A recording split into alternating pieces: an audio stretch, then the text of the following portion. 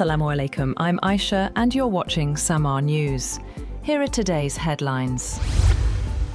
President Donald Trump has held separate meetings with Benjamin Netanyahu and Ukrainian President Volodymyr Zelenskyy, with the White House calling both the meetings positive and productive. According to reports, Trump and Netanyahu discussed Iran, Lebanon, and other regional arenas during their first face-to-face talks since the Iran war began. Trump had earlier expressed irritation after details of Netanyahu's planned talking points on Iran emerged publicly. Trump also met Zelenskyy before Netanyahu and discussed U.S. licenses for Ukraine to produce Patriot missile interceptors, along with other ideas to strengthen Ukraine's defense.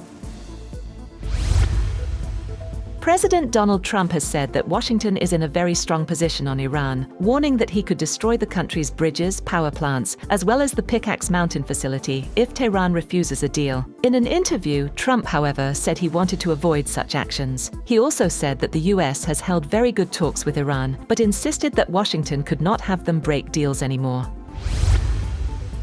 Meanwhile, Iran says it is not afraid of any action to maintain control over the Strait of Hormuz, including a return to war. Deputy Foreign Minister Kazem Garibabadi warned that any European ship approaching the strait could be considered a legitimate target, as tensions over the vital waterway continue.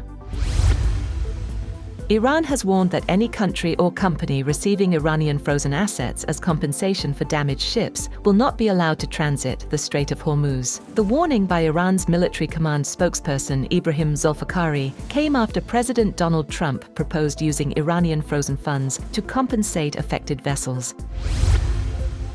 Meanwhile, Oman has presented Iran with a Gulf-backed proposal to manage the Strait of Hormuz, including a system of voluntary transit fees. Tehran has not yet responded to the plan, which aims to restore shipping through the vital waterway after months of disruption caused by the US-Iran conflict.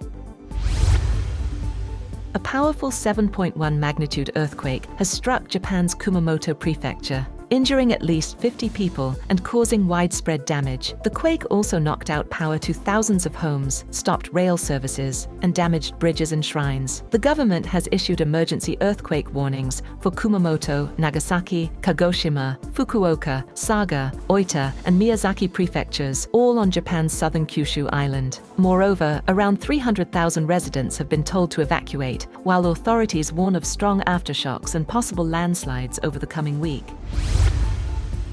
British Prime Minister Andy Burnham has announced plans to overhaul the UK's education system, pledging to give academic and technical education equal status to help reduce youth unemployment. Speaking during a visit to Derby, Burnham said the current system has focused too heavily on university pathways, leaving many young people behind. He pointed to countries such as Germany and the Netherlands as models for balancing academic and vocational education. Burnham also pledged to reduce the number of young people not in education, employment, or training, NEET, saying his government is committed to building an education system that offers equal opportunities for all students. That's all for now. For more updates, visit www.samaa.tv. Thank you for watching Samaa News.